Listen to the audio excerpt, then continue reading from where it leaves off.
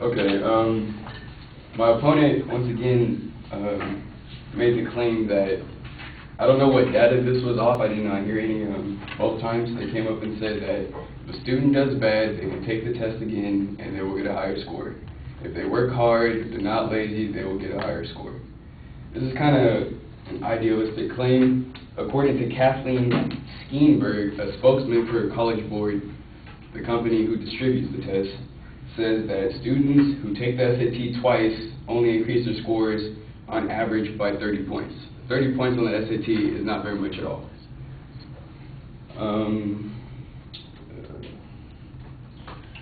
They talked about standards.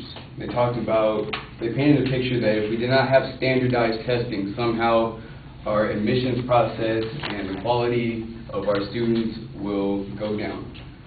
According to Time magazine, a small but growing number of liberal arts colleges have made test scores optional because they wish to draw minorities. Schools such as Connecticut College in New London, Franklin and Marshall in Lancaster have followed the lead of Bates College, which made scores optional in 1989, and have studies saying that quality has not suffered as a result.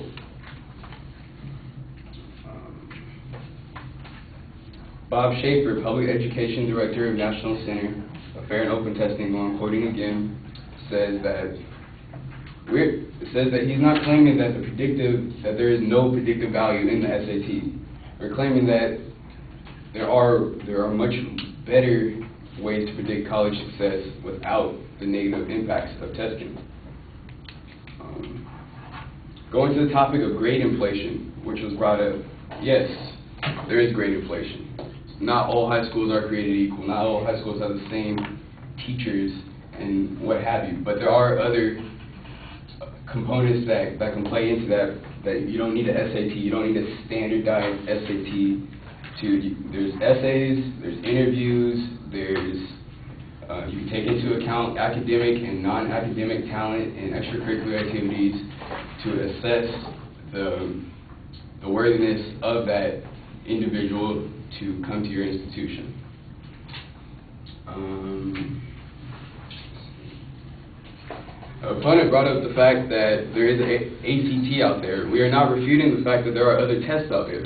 Today we're refuting the fact that the SAT should be abolished. In fact, we are for the ACT. The ACT is more curriculum-based. It has to do with what classes you take in college. The subject test, curriculum-based, what you take in high school and how well you prepare for those. There is statistical data done by College Board in the utility of the SAT-1 and SAT-2 that proves that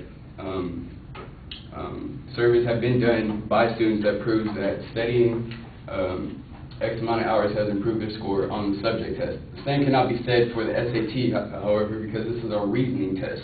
This does not have to do with what you learned in high school. This has to do with how you think, and originally it started out as an intelligence test.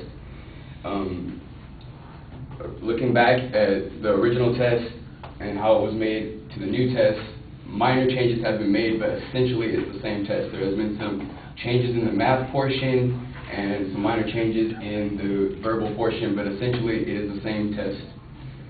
And it is not one that you can just sit down, print out something for, and study for, and increase your score. I'm sorry, the SAT should be abolished because it is not fair to those lower income students and often minority students as well, and it is not an accurate indicator of college success. The high school GPA is a far more accurate indicator, and according to College Board's own data, the SAT alone cannot stand by itself in determining how a student will perform in college. Thank you.